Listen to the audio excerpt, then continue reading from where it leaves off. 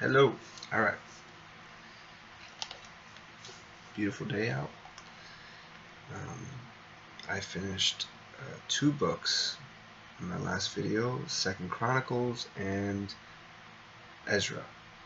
So now we are going into the book of Nehemiah. And I never read Nehemiah before, so let's get after it. All right. Nehemiah, chapter 1. Nehemiah's prayer, verse 1. The words of Nehemiah, son of Hakaliah. In the month of Kislev, in the 20th year, while I was in the citadel of Susa, Hanani, one of my brothers, came from Judah with some other men, and I questioned them about the Jewish remnant that had survived the exile, and also about Jerusalem. They said to me, "Those who survived the exile and are back in the province are in great trouble and disgrace. The wall of Jerusalem is broken down, and its gates have been burned with fire."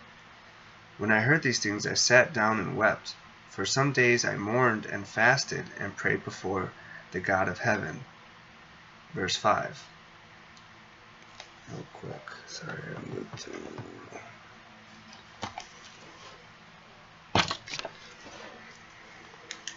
underline that. You see, he fasted and prayed.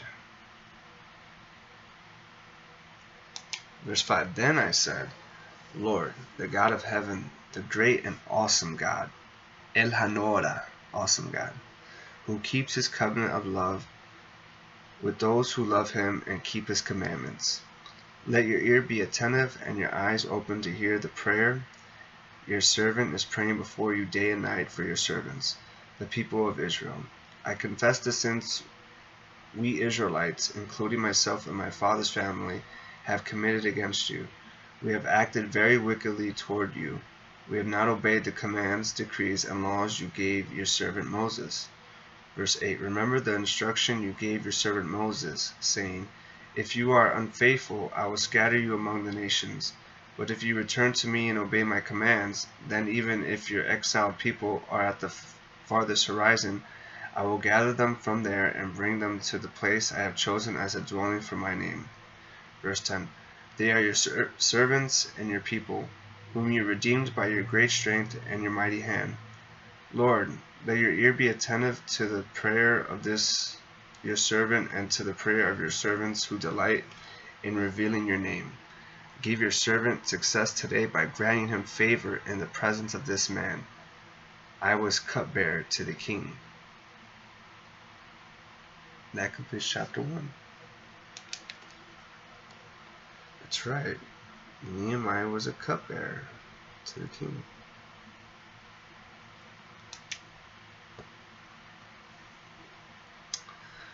Artaxerxes sends Nehemiah to Jerusalem. Chapter 2, verse 1. In the month of Nisan, in the 20th year of King Artaxerxes, when wine was brought for him, I took the wine and gave it to the king. I had not been sad in his presence before, so the king asked me, Why does your face look so sad when you are not ill? This can be nothing but sadness of heart.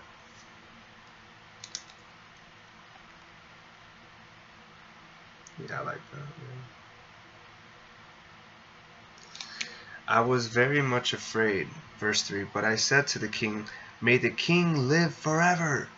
Why should my face not look sad when the city where my ancestors are buried lies in ruins, and its gates have been destroyed by fire? The king said to me, What is it you want? Then I prayed to the God of heaven.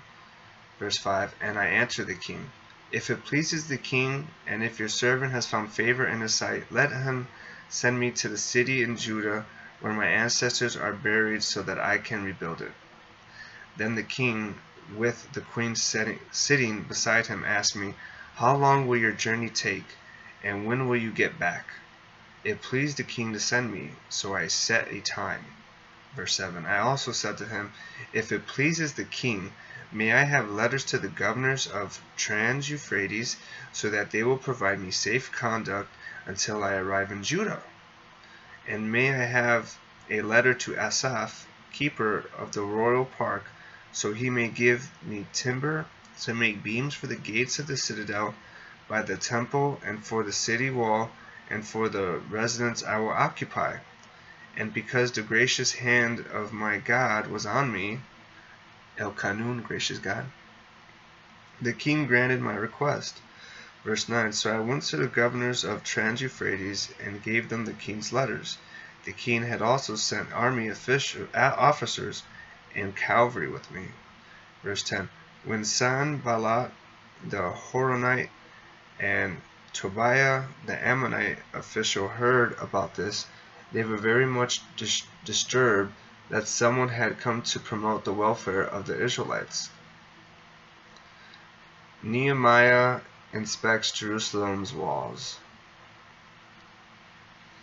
I'm just thinking about something pretty wild.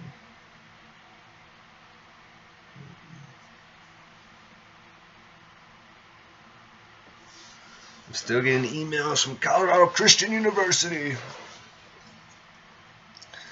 Verse 11, I went to Jerusalem, and after staying there 3 days, I set out during the night with a few others. I had not told anyone what my God had put in my heart to do for Jerusalem. There were no mounts with me except the one I was riding on. By night I went out through the valley gate toward the Jackal well and during gate, examining the walls of Jerusalem which had been broken down, and its gates, which had been destroyed by fire. Then I moved on toward the foundation gate and the king's pool, but there was not enough room for my mount to get through. So I went up the valley by night, examining the wall. Finally I turned back and re-entered through the valley gate. The officials did not know where I had gone or what I was doing, because as yet I had said nothing to the Jews or the priests, or nobles, or officials, or any others who would be doing the work. Then I said to them, you see the trouble we are in. Jerusalem lies in ruins, and its gates have been buried with fire. Come, let us rebuild the wall of Jerusalem, and we will no longer be in disgrace. I also told them about the gracious hand of my God on me, and what the king has said to me. They replied, let us start rebuilding. So they began this good work. But when Sanballat the Horonite, Tobiah the Ammonite official, and Geshem the Arab heard about it, they mocked and ridiculed us. What is this you are doing? They asked. Are you rebelling against the king? Verse 20. I answered them by saying, the God of heaven will give us success. We, his servants, will start rebuilding. But as for you, you have no share in Jerusalem or any claim or historic right to it. And that completes chapter 2. Chapter 3. Builders of the wall. Verse 1. Eliashib the high priest and his fellow priests sent to work and rebuilt the sheep gate. They dedicated it and set its doors in place, building as far as the Tower of the 100, which they dedicated, and as far as the Tower of Hananel. The men of Jericho built the adjoining section, and Zakur son of Imri built next to them. The fish gate was rebuilt by the sons of Hassenaah. They laid its beams and put its doors and bolts and bars in place. Meremoth son of Uriah, the son of Hakos, repaired the next section. Next to him, Meshullam son of Berechiah, the son of Meshzabel, made repairs, and next to him, Zadok son of Banah also made repairs.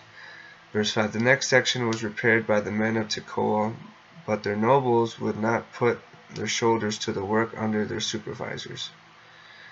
The Jeshanah gate was repaired by Jobadiah son of Paseah and Meshullam son of Besodiah. They laid its beams and put its doors with their bolts and bars in place. Next to them repairs were made by men from Gibeon and Mizpah, Melatiah of Gibeon and Jadon of Meronoth, places under the authority of the governor of Trans-Euphrates. Verse 8. Uzziel son of Harahiah, one of the goldsmiths, repaired the next section, and Hananiah, one of the perfume makers, made repairs next to that.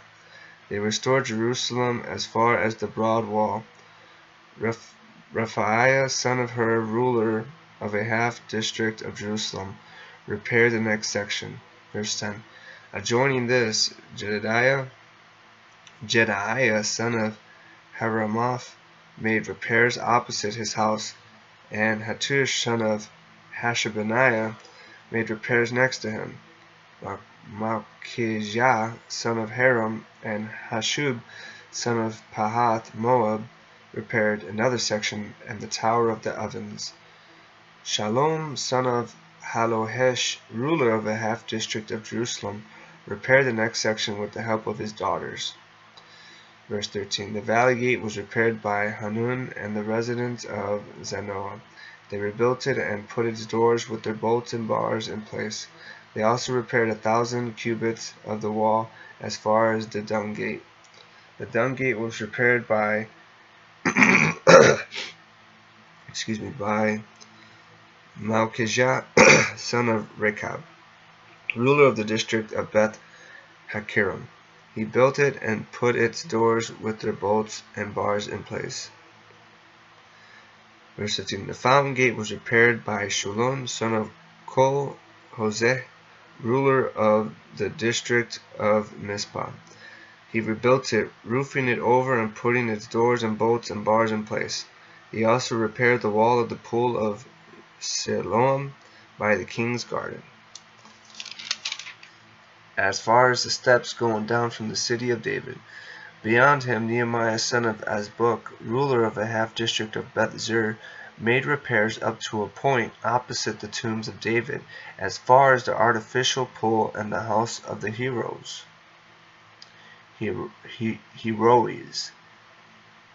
Verse 17. Next to him, the repairs were made by the Levites under Rehum, son of Bani. Beside him, Hashabiah, ruler of half the district of Keilah, carried out repairs for his district. Next to him, the repairs were made by their fellow Levites under Benaiah, son of Henadad, ruler of the other half-district of Keilah. Next to him, Izr, son of Jeshuas, ruler of Mizpah, repaired another section from a point facing the ascent to the armory as far as the angle of the wall. Verse 20. Next to him, Baruch, son of Zabai, zealously repaired another section, from the angle to the entrance of the house of Eliashib the high priest.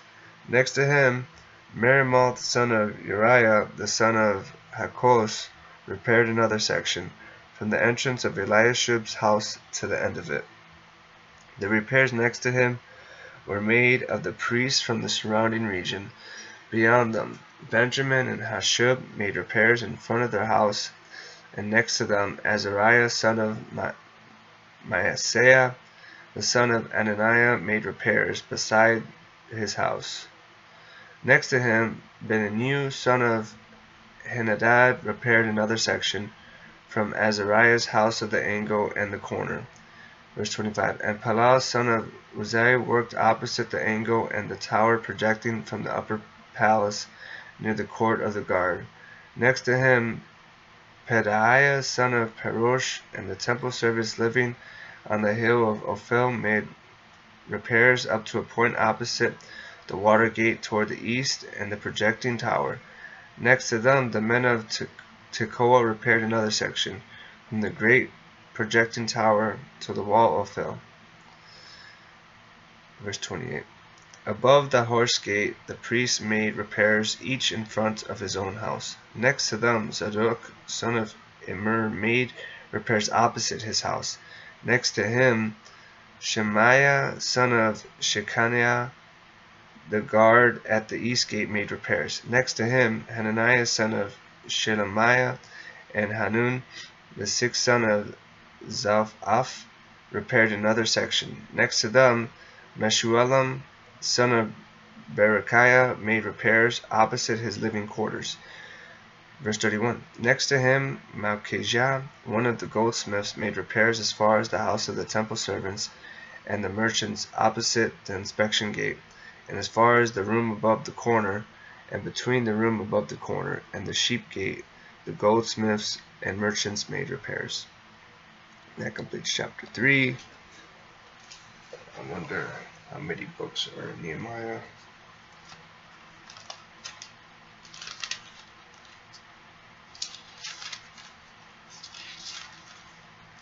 10, 11, 12, 13,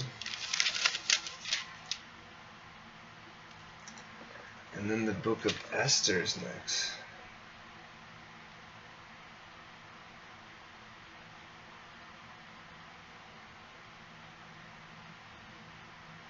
Why do I feel like I did read the book of Esther? Did I? With my mom?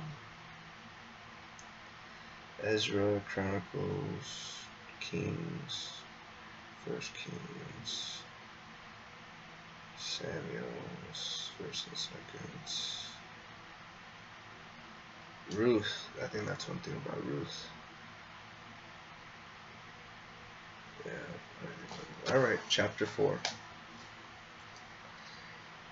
Opposition to the rebuilding. Verse 1. When Sanballat heard that we were rebuilding the wall, he became angry and was greatly incensed. He ridiculed the Jews, and in the presence of his associates and in the army of Samaria, he said, "What are those feeble Jews doing? Will they restore their wall? Will they offer sacrifices? Will they finish in a day? Can they bring the stones back to life from those heaps of rubble, burned as they are?" Tobiah the Ammonite, who was at his side, said, "What they are building, even a fox climbing up on it would break down their wall of stones. Hear us, our God, for we are despised. Turn their insults back on their own heads. Give them over as plunder in a land of captivity." Verse 5. Do not cover up their guilt to blot out their sins from your sight, for they have thrown insults in the face of the builders.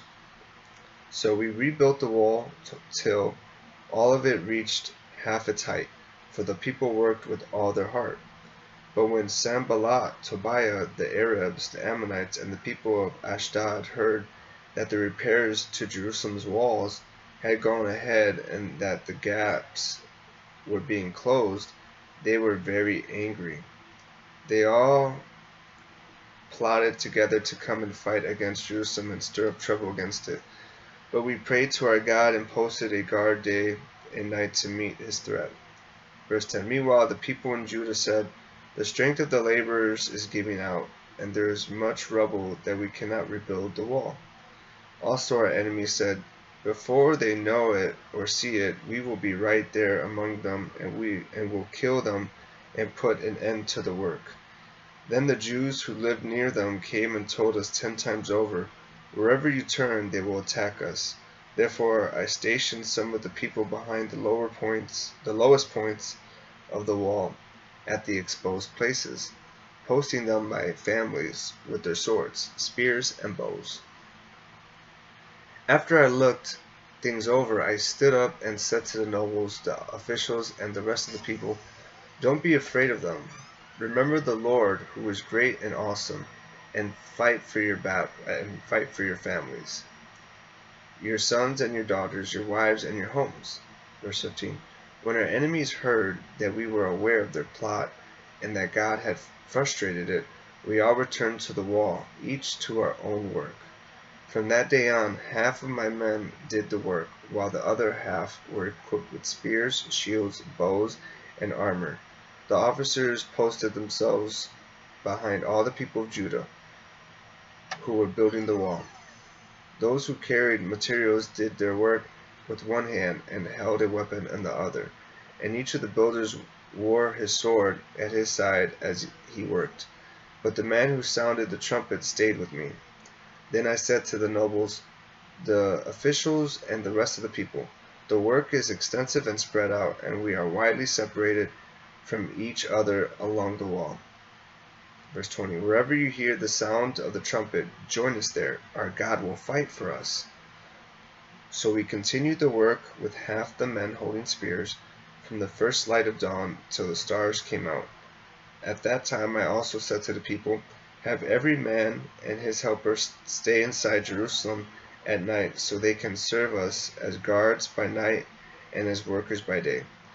Neither I nor my brothers, nor my men, nor the guards with me took off our clothes. Each had his weapon, even when he went for water. That completes chapter 4. And we're about a third done. Chapter 5. Nehemiah helps the poor. Verse 1.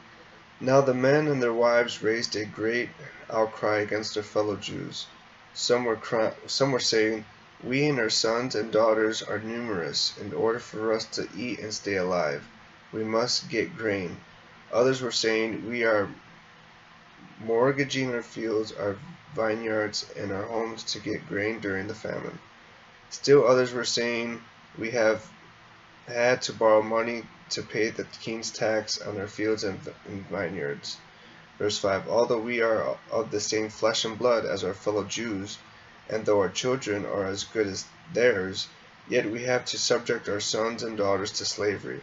Some of our daughters have already been enslaved, but we are powerless, because our fields and our vineyards belong to others. When I heard their outcry and these charges, I was very angry. I pondered them in my mind and then accused the nobles and officials. I told them, "You are charging your own people interest."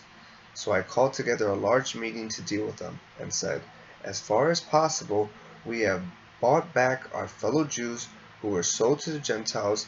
Now you are selling your own people only for them to be sold back to us." They kept quiet, because they could not find nothing to say. So I continued, What you are doing is not right. Shouldn't you walk in the fear of God to avoid the reproach of our Gentile enemies?"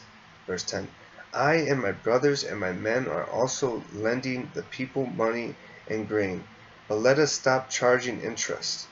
Give back to them immediately their fields, vineyards, olive groves, and houses, and also the interest you are charging them, 1% of the money, grain, new wine, and olive oil. We will give it back, they said, and we will not demand anything more from them. We will do as you say. Then I summoned the priests and made the nobles and officials take an oath to what they had promised. I also shook out the folds of my robe and said, "In this way may God shake out of their house and possessions anyone who does not keep this promise. So may such a person be shaken out and emptied." And this the whole assembly said, "Amen," and praised the Lord. And the people did as they had promised. Moreover, from the 20th year of King Artaxerxes, when I was appointed to be their governor in the land of Judah, until his 32nd year, 12 years, neither I nor my brothers ate the food allotted to the governor. Verse 15. But the earlier governors, those preceding me, placed a heavy burden on the people and took 40 shekels of silver from them in addition to food and wine. Their assistants also lorded it over the people. But out of reverence for God, I did not act like that. Instead, I devoted myself to the work on this wall. All my men were assembled there for the work. We did not acquire any land.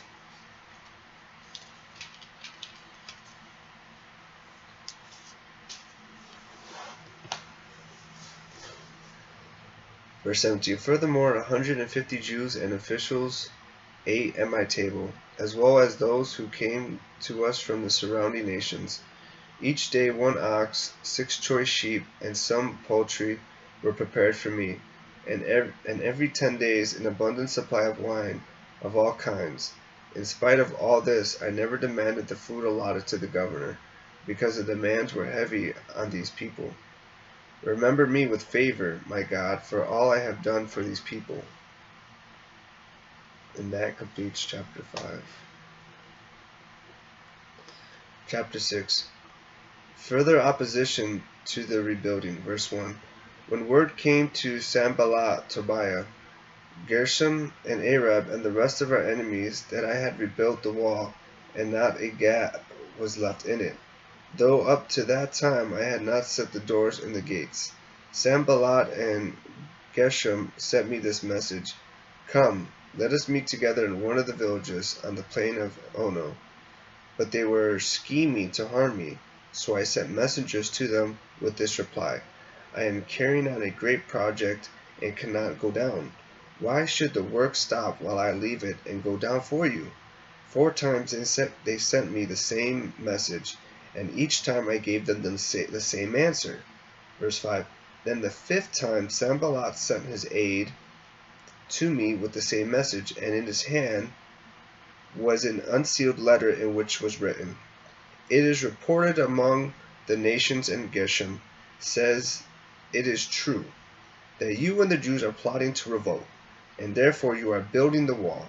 Moreover, according to these reports, you are about to become their king, and have even appointed prophets to make this proclamation about you in Jerusalem. There is a king in Judah. Now this report will get back to the king, so come, let us meet together. I sent him this reply: Nothing like what you are saying is happening. You are just making it up in your head. They were all trying to frighten us, thinking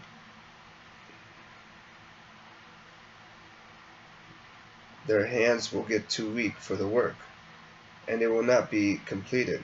But I prayed, now strengthening my hands. Verse 10. One day I went to the house of Shemaiah, son of Deliah, the son of Mehetabel, who was shut at his home. He said, Let us meet in the house of God, instead of the temple, and let us close the temple doors, because men are coming to kill you. By night they are coming to kill you. But I said, Should a man like me run away? Or should someone like me go into the temple to save his life? I will not go. That's so awesome.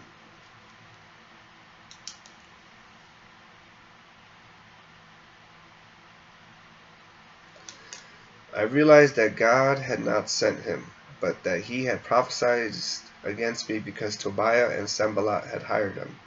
He had been hired to intimidate me so that I would commit a sin by doing this, and then they would give me a bad name to discredit me. Wow. Remember Tobiah and Sanballat, my God, because of what they have done. Remember also the prophet Noadiah, and how she and the rest of the prophets have been trying to intimidate me. So the wall was completed on the 25th of Elul in 52 days. Opposition to the completed wall. Verse 16. When all their enemies heard about this, all the surrounding nations were afraid and lost their self-confidence, because they realized that this work had been done with the help of our God. Also in those days the nobles of Judah were sending many letters to Tobiah, and replies from Tobiah kept coming to them. For many in Judah were under oath to him, since he was son-in-law to Shechaniah, son of Era, and his son Jehoanah had married the daughter of Meshullam, son of Berechiah. Verse 19. Moreover, they kept reporting to me his good deeds, and then telling him what I said, and Tobiah sent letters to intimidate me. That completes chapter 6. And I'm going to get a quick water break.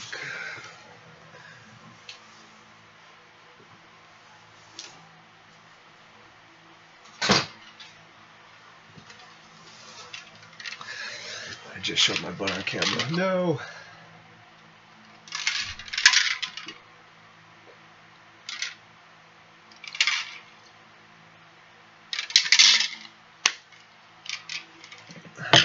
Alright.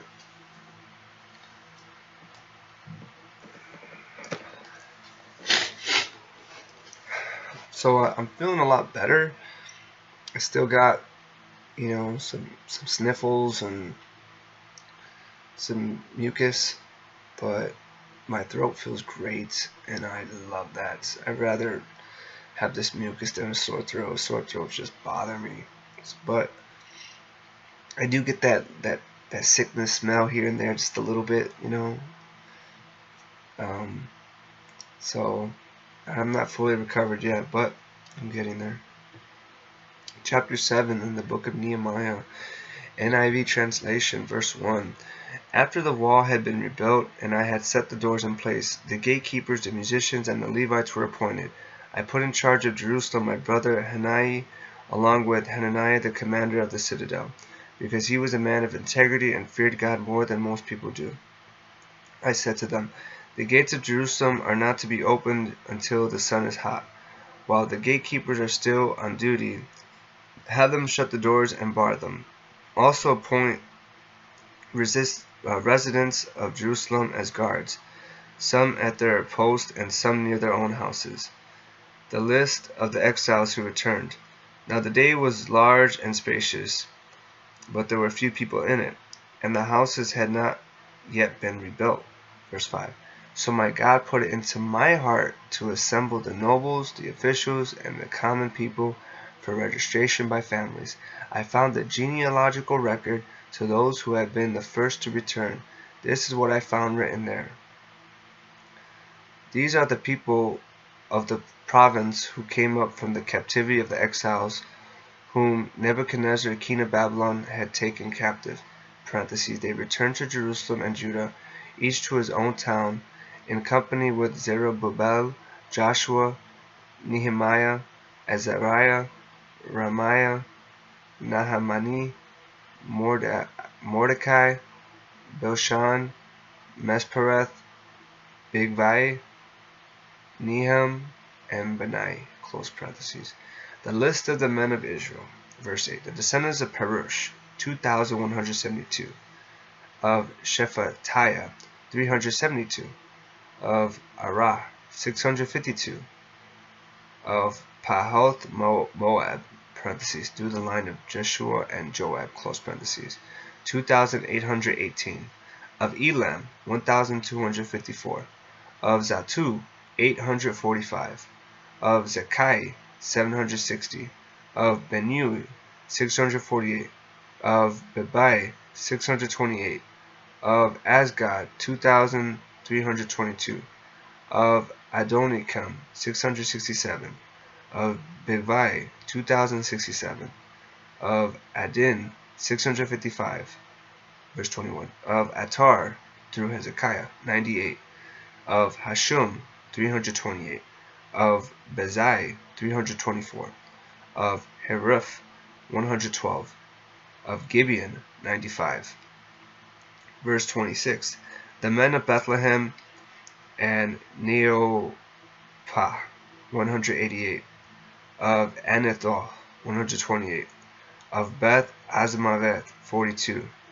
Of Kiriath Jearim, Kephirah, and Beeroth, 743. Verse 30. Of Ramah and Geba, 621. And Michmash, 122. Of Bethel and Ai, 123. Of the other Nebo, 52. Of the other Elam, 1,254. Of Harim, 320. Of Jericho, 345. Of Lod, Hadid, and Ono, 721. Of Sinai, 3,930. Verse 39. The priest, the descendants of Jedaiah, through the family of Jeshua, 973. Of Immer, 1,052. Of Pashur, 1,247. Of Harim, 1,017. Verse 43. The Levites, the descendants of Jeshua, through Kadmiel, through the line of Hodaviah, 74. The musicians, the descendants of Asaph, 148. The gatekeepers, the descendants of Shalom, Ater, Talman, Akub, Hatita, and Shabai, 138. The temple servants, the descendants of Ziha, Hashupah, Taboth, Kiros, Sia, Padon, Lebanah, Hagabah, Shammai, Hanan, Gidil, Kahar, Reiah, Rezin, Nicola, Gazam, Uzzah, Paseah, Beseir, Meunim, Nephusam, Bakbuk, Hak, Yufa, Haruch, Bazluth, Mehaida, Harsha, Barkos, Sisera, Tema, Neziah, and Hatipha. Verse 57. The descendants of the servants of Solomon, the descendants of Sotai, Sopherath, Perida, Jala, Darkin, Gidel, Shephatiah, Hatil, Pokeroth, Hazaribaim, and Ammon. Verse 60. The temple servants and the descendants of the servants of Solomon, 392. The following came up from the towns of Tel Melah, Tel Harsha, Kerub, Adon, and Immer, but they could not show that their families were descended from Israel. Verse 62. The descendants of Deliah, Tobiah, and Tukoda, 642. And from among the priests, the descendants of Hobiah, Hakos, and Barzillai, parentheses, a man who had married a daughter of Barzillai, the Gileadite, and was called by that name, close parentheses. Verse 64. They searched for their family records, but they could not find them, and so were excluded from the priesthood as unclean. The governor therefore ordered them not to eat any of the most sacred food until they should be a priest ministering with the Urim and Thummim. The whole company numbered 42,360, besides their 7,337 male and female slaves, and they also had 245 male and female singers. There were 736 horses, 245 mules, 435 camels, and 6,720 donkeys. Verse 70. Some of the heads of the families contributed to the work. The governor gave to the treasury 1,000 derricks of gold, 50 bowls, and 530 garments for priests. Some of the heads of the families gave to the treasury for the work 20,000 derricks of gold and 2,200 minas of silver. The total given by the rest of the people were 20,000 derricks of gold, 2,000 minas of silver, and 67 garments for priests. The priests, the Levites, the gatekeepers, the musicians, and the temple servants, along with certain of the people and the rest of the Israelites, settled in their own towns. And that completes chapter 7.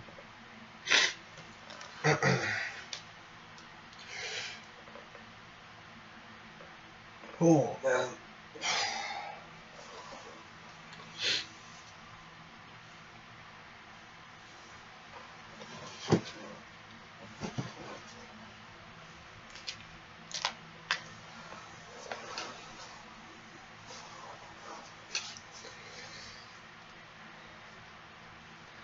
Chapter 8.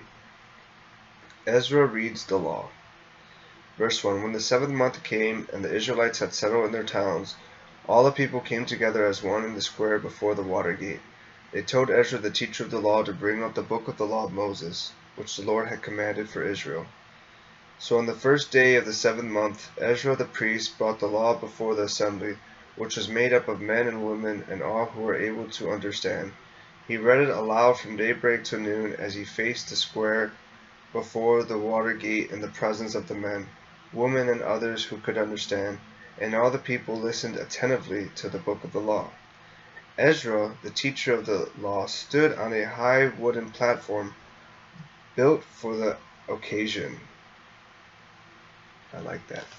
Built for the occasion.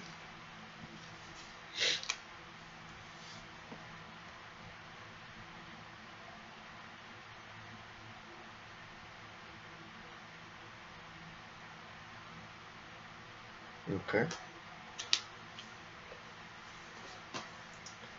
Beside him on his right stood Mattithiah, Shema, Ananiah, Uriah, Hilkiah, and Maaseiah. And on his left were Pedaiah, Mishael, Malchijah, Hashum, Hashbaddanah, Zechariah, and Meshullam. Verse 5. Ezra opened the book. All the people could see him because he was standing above them. And he opened it, and the people all stood up. Ezra praised the Lord, the great God, and all the people lifted their hands and responded, Amen! Amen! Then they bowed down and worshipped the Lord with their faces to the ground. The Levites, Jeshua, Bani, Sherebiah, Jamin, Akub, Shabbatai, Hodiah, Masariah, Kilta, Azariah, Jezubad, Hannah, and Peliah instructed the people in the law while the people were standing there. They read from the book of the law of God, making it clear and giving the meaning so that the people understood what was being read. Then Nehemiah the governor, Ezra the priest and teacher of the law, and the Levites who were instructing the people said to them all, "This day is holy to the Lord your God. Do not mourn or weep," for all the people had been weeping as they listened to the words of the law. Verse 10, Nehemiah said, "Go and enjoy choice food and sweet drinks." I like that. That sounds good. "And send some to those who have nothing prepared. This day is holy to our Lord. Do not grieve, for the joy of the Lord is your strength." The Levites calmed all the people, saying, "Be still, for this is a holy day. Do not grieve." Then all the people went away to eat and drink, to send portions of food, and to celebrate with great joy, because they now understood the words that had been made known to them. On the second day of the month, the heads of all the families, along with the priests and the Levites, gathered around Ezra the teacher to give attention to the words of the law.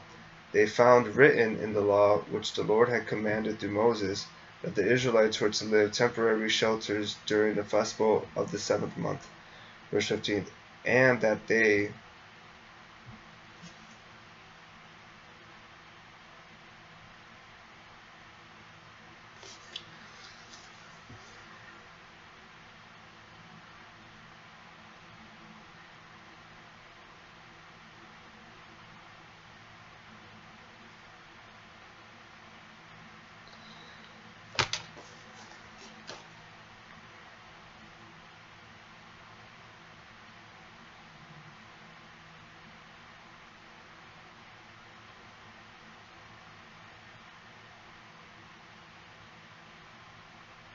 The Levites calmed all the people, saying, "Be still, for this day is a holy day. Do not grieve." Then all the people went away to eat and drink, to send portions of food, and to celebrate with great joy, because they now understood the words that had been made known to them. Verse 13, on the second day of the month, the heads of all the families, along with the priests and the Levites, gathered around Ezra, the teacher, to give attention to the words of the law. They found written in the law, which the Lord had commanded through Moses, that the Israelites were to live in temporary shelters during the festival of the 7th month, and that they should proclaim this word and spread it throughout their towns and in Jerusalem. Go out into the hill country and bring back branches from olive and wild olive trees, and from myrtles, palms, and shade trees, to make temporary shelters, as it is written. So the people went out and brought back branches and built themselves temporary shelters on their own roofs, in their courtyards, in the courts of the house of God, and in the square by the water gate, and the one by the gate of Ephraim. The whole company that had returned from exile built temporary shelters and lived in them. From the days of Joshua son of Nun until that day, the Israelites had not celebrated it like this, and their joy was very great. Day after day, from the first day to the last, Ezra read from the book of the law of God. They celebrated the festival for 7 days, and on the 8th day, in accordance with the regulation, there was an assembly. And that completes chapter 8. Chapter 9. The Israelites confessed their sins. Verse 1. On the 24th day of the same month, the Israelites gathered together, fasting, and wearing sackcloth and putting dust on their heads. And fasting's powerful. If we can get a congregation to fast once a month for a whole day, breakthroughs. Verse 2. Those of Israelite descent had separated themselves from all foreigners. They stood in their places and confessed their sins and the sins of their ancestors. They stood where they were and read from the book of the law. of the Lord their God for a quarter of the day, and spent another quarter in confession and in worshiping the Lord their God. Standing on the stairs of the Levites were Joshua, Bani, Kadmiel, Shebaniah, Buni, Sherebiah, Bani, and Kenani. They cried out with loud voices to the Lord their God. Verse 5. And the Levites, Jeshua, Kadmiel, Bani, and Hashabaniah, Sherebiah, Hodiah, Shebaniah, and Perethiah, said, Stand up and praise the Lord your God, who is from everlasting to everlasting. Blessed be your glorious name, and may it be exalted above all blessing and praise. You alone are the Lord. You made the heavens, even the highest heavens, and all their starry host, the earth and all that is on it, the seas and all that is in them. You give life to everything, and the multitudes of heaven worship you. You are the Lord God, who chose Abram and brought him out of Ur of the Chaldeans and named him Abraham. You found his heart faithful to you, and you made a covenant with him to give to his descendants the land of the Canaanites, Hittites, Amorites, Perizzites, Jebusites, and Girgashites. You have kept your promise because you are righteous. You saw the suffering of our ancestors in Egypt. You heard their cry at the Red Sea. You sent signs and wonders against Pharaoh, against all his officials and all the people of his land. For you knew how arrogantly the Egyptians treated them. You made a name for yourself, which remains to this day. You divided the sea before them, so that they passed through it on the dry ground. But you hurled their pursuers into the depths, like a stone into mighty waters. By day you led them with a pillar of cloud, and by night with a pillar of fire, to give them light on the way they were to take. You came down on Mount Sinai.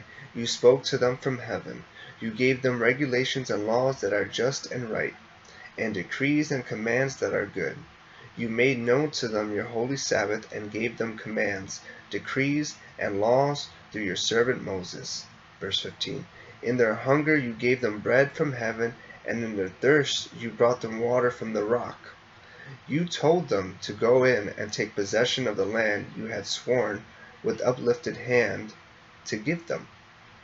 But they, our ancestors, became arrogant and stiff-necked, and they did not obey your commands. They refused to listen and failed to remember the miracles you performed among them. They became stiff-necked, and in their rebellion appointed a leader in order to return to their slavery. But you are a forgiving God, gracious and compassionate, slow to anger and abounding in love.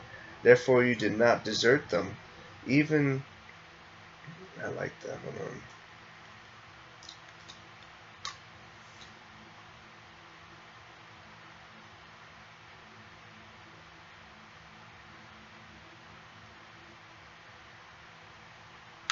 I'll read it again. But you are a forgiving God, gracious and compassionate, slow to anger and abounding in love.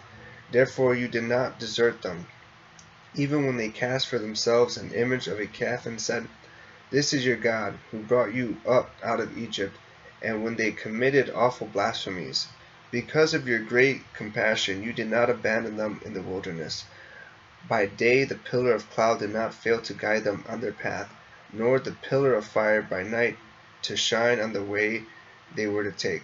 Verse 20. You gave your good spirit to instruct them. You did not withhold your manna from their mouths, and you gave them water for their thirst. For 40 years you sustained them. In the wilderness they lacked nothing. Their clothes did not wear out, nor did their feet become swollen. You gave them kingdoms and nations, allotting to them even the remotest frontiers. They took over the country of Sihon, king of Heshbon, and the country of Og, king of Bashan. You made their children as numerous as the stars in the sky, and as you brought them into the land that you told their parents to enter and possess. Verse 24. The children went in and took possession of the land. You subdued before them the Canaanites, who lived in the land. You gave the Canaanites into their hands, along with their kings, along and the peoples of the land, to deal with them as they pleased. They captured fortified cities and fertile land. They took possession of houses filled with all kinds of good things, wells already dug, vineyards, olive groves, and fruit trees in abundance. They ate to the full and were well nourished. They revelled in your great goodness. But they were disobedient and rebelled against you. They turned their backs on your law. They killed your prophets who had warned them in order to turn them back to you. They committed awful blasphemies. So you delivered them into the hands of their enemies, who oppressed them. But when they were oppressed, they cried out to them. From heaven you heard them, and in your great compassion you gave them deliverers, who rescued them from the hand of their enemies. But as soon as they were at rest, they again did what was evil in your sight. Then you abandoned them to the hand of their enemies, so that they ruled over them. And when they cried out to you again, you heard from heaven, and in your compassion you delivered them time after time. You warned them in order to turn them back to your law, and they became arrogant and disobeyed your commands. They sinned against your ordinances, of which you said, the person who obeys them will live by them. Stubbornly they turned their backs on you, became stiff-necked, and refused to listen. Verse 30. For many years you were patient with them. By your Spirit you warned them through your prophets, yet they paid no attention. So you gave them into the hands of the neighboring peoples. But in your great mercy you did not put an end to them or abandon them, for you are a gracious and merciful God. Now, therefore, our God, the great God, mighty and awesome, who keeps his covenant of love, do not let all this hardship seem trifling in your eyes. The hardship that has come on us, on our kings and leaders, on our priests and prophets, and our ancestors and all your people, from the days of the kings of Assyria until today. In all that has happened to us, you have remained righteous. You have acted faithfully, while we acted wickedly. Our kings, our leaders, our priests, and our ancestors did not follow your law. They did not pay attention to your commands or the statutes you warned them to keep. Even while they were in their kingdom, enjoying your great goodness to them in the spacious and fertile land you gave them, they did not serve you to turn from their evil ways. Verse 36. But see, we are slaves today, slaves in the land you gave our ancestors so they could eat its fruit and other good things it produces. Because of our sins, its abundant harvest goes to the kings you have placed over us. They ruled over our bodies and our cattle as they pleased. We are in great distress. Wow. The agreement of the people, verse 38.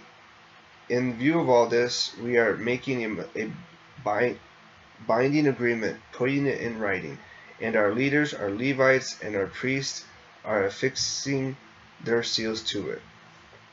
And that completes chapter 9. Chapter 10. Those who sealed it were Nehemiah the governor, the son of Hakaliah, Zedekiah, Sariah, Azariah, Jeremiah, Pashur, Amariah, Malchijah, Hattush, Zebaniah, Maluk. Verse 5, Haram, Meremoth,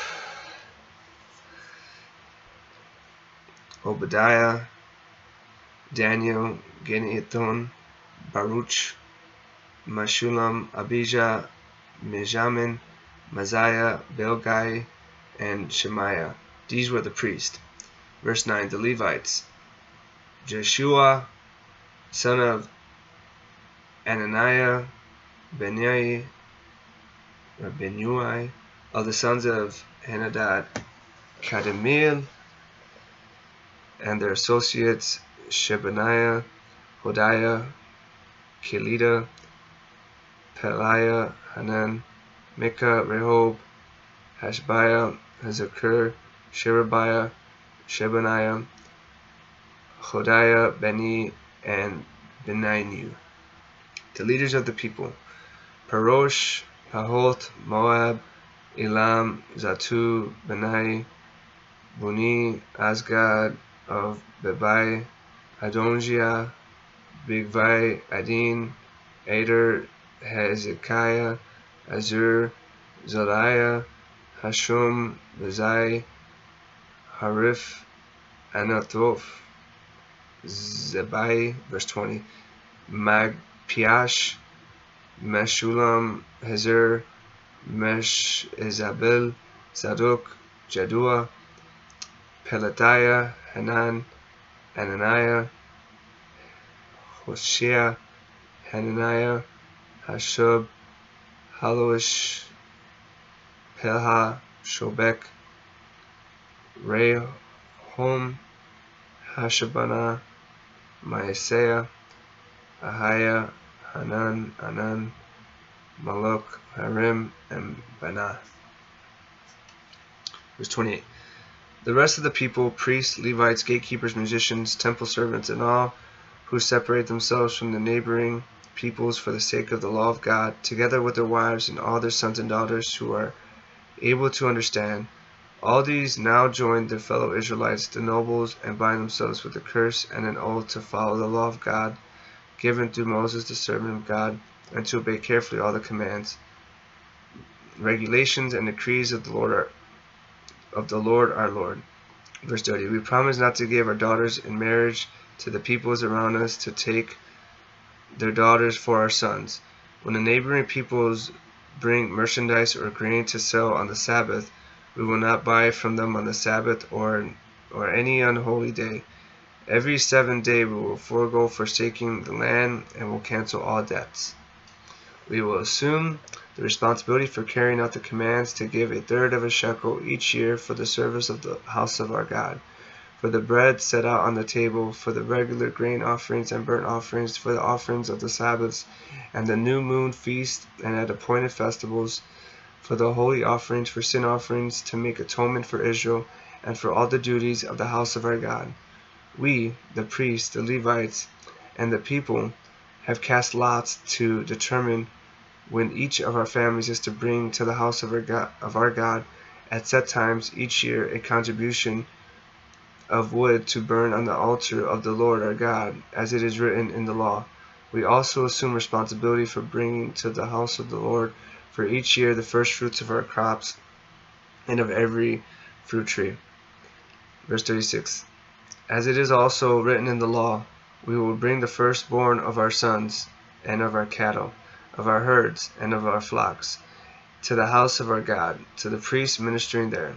Moreover, we will bring to the storerooms of the house of our God, to the priests, the first of our ground meal, of our grain offerings, of the fruit of our trees, and of our new wine and olive oil. And we will bring a tithe of our crops to the Levites, for it is the Levites who collect the tithes in all the towns where we work. A priest descended from Aaron is to accompany the Levites when they receive the tithes, and the Levites are to bring 1/10 and the tithes up to the house of our God, to the storerooms of the treasury. The people of Israel, including the Levites, are to bring their contributions of grain, new wine, and olive oil to the storerooms, where the article for the sanctuary and for the ministering priests, the gatekeepers, and the musicians are also kept. We will not neglect the house of our God. That completes chapter 10. How many chapters? 13? Yeah, 13.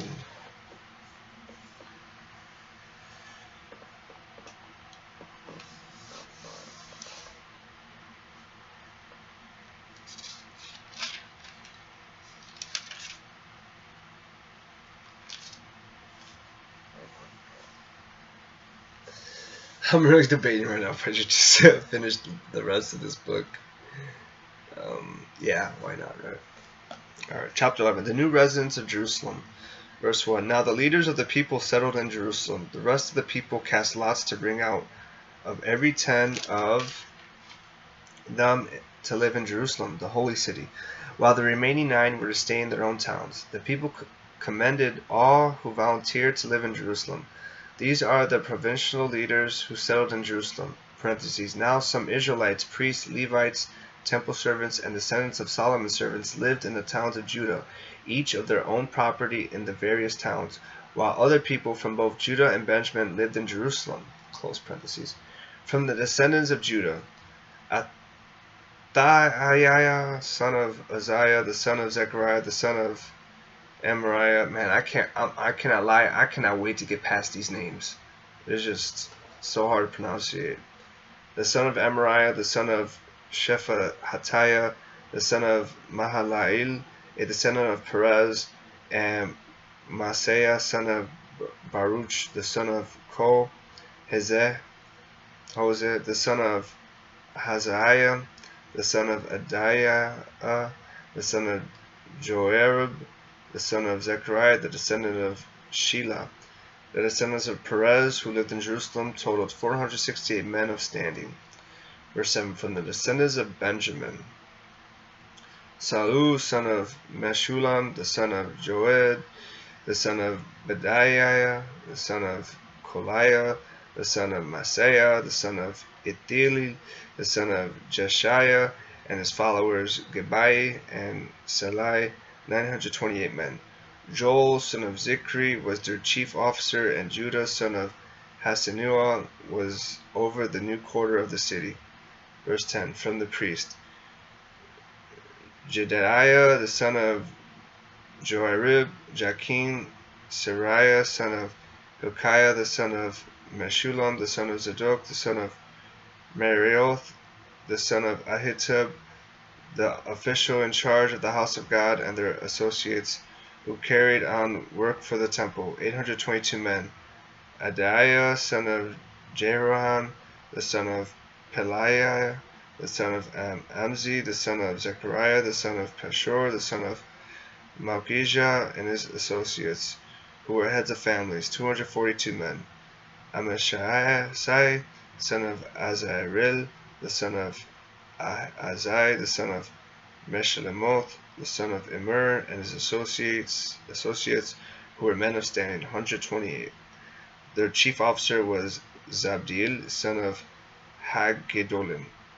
Verse 15. From the Levites, Shemaiah, son of Hashub, the son of Azikam, the son of Hashabiah, the son of Buni, Shabbatai, and Jozabad, two of the heads of the Levites, who had charge of the outside work of the house of God.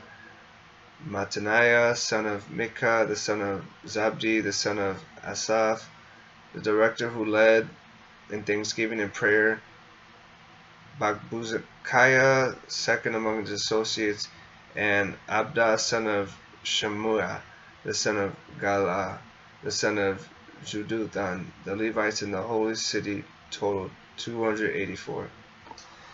The gatekeepers, Akub, Talman, and their associates, who kept watch at the gates, 172 men. Verse 20.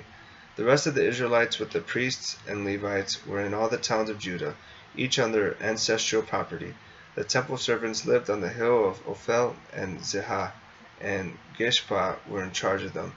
The chief officer of the Levites in Jerusalem was Uzi, son of Bani, the son of Hashabiah, the son of Mattaniah, the son of Micah. Uzi was one of Asaph's descendants, who were the musicians responsible for the service of the house of God. The musicians were under the king's orders, which regulated their daily activity. Pethahiah, son of Meshezabel, one of the descendants of Zerah, son of Judah, was the king's agent in all affairs relating to the people. Verse 25. As for the villages with their fields, some of the people of Judah lived in Kiriath Arba and its surrounding settlements, in Dibon and its settlements, in Jekah Abazil and its villages, in Jeshua, in Moladah, in Beth Pelet, in Hazar Shaul, in Beersheba and its settlements, in Ziklag, in Mekonah and its settlements, in En Rimmon, in Zorah, in Jarmuth. Verse 30, Zanoah, Adullam and their villages, in Lachish and its fields, and Azekah and its settlements. So they were living all the way from Beersheba to the valley of Hinnom. The descendants of the Benjamites from Geba lived in Michmash, Aijah, Bethel and its settlements, in Anathoth, Nob, and Anaiah, in Hazar, Ramah, and Gittim, in Hadid, Zeboim, and Nepalat. Verse 35. In Lod and Ono and in Harishim. Some of the divisions of the Levites of Judah settled in Benjamin. That completes chapter 11. Chapter 12. Priests and Levites, verse 1. These were the priests and Levites who returned with Zerubbabel, son of Shealtiel, and with Joshua, Seraiah, Jeremiah, Ezra, Amariah, Moloch, Hattush, Shechaniah, Rehum, Meremoth, Edo, Ginnethon, Abijah, Mijamin, Modiah, Bilgah, Shemaiah, Joharib, Jediah, Salu, Amok, Hilkiah, and Jediah. These were the leaders of the priests and their associates in the days of Joshua. The Levites were Jeshua, Bani, Kadmiel, Sherebiah, Judah, and also Mattaniah, who, together with his associates, were in charge of the songs of thanksgiving. Bakbukiah and Uni, their associates, stood opposite them in the services. Verse 10. Joshua was the father of Joachim, Joachim the father of Eliashib, Eliashib the father of Joiada, Joiada the father of Jonathan, and Jonathan the father of Jaddua. In the days of Joachim, these were the heads of the priestly families. Of Seraiah's family, Moriah; of Jeremiah's, Hananiah; of Ezra's, Meshullam; of Amariah's, Jehohanan; of Maluk's, Jonathan; of Shechaniah's, Joseph. Verse 15. Of Haram's, Adnah; of Meremoth's, Hilkiah; of Edo's, Zechariah; of Ginnethon's, Meshullam; of Abijah, Zikri; of Miniamin's, and of Moadiah's, Piltai; of Bilgah's, Shamoah; of Shemaiah's, Jehothun; of Johorib, Mattaniah; of Jediah's, Uzi.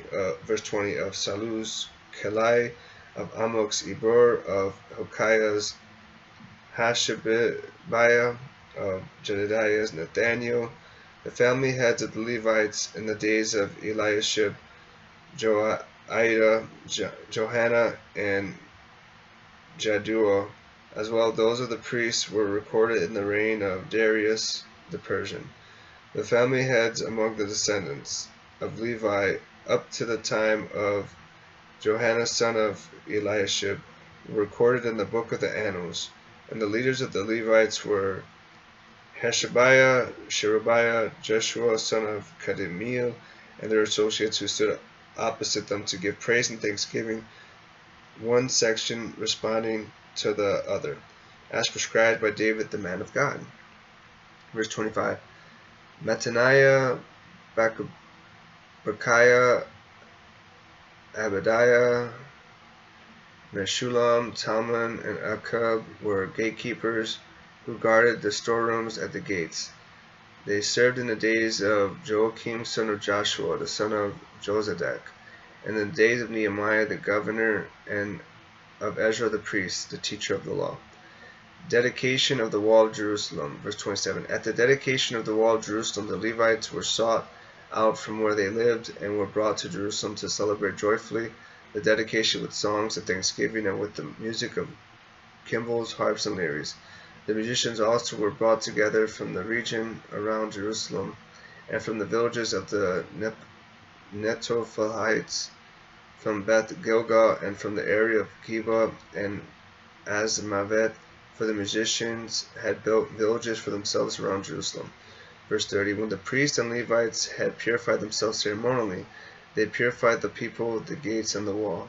I had the leaders of Judah go up on top of the wall. I also assigned 2 large choirs to give thanks. One was to proceed on top of the wall to the right, toward the dung gate.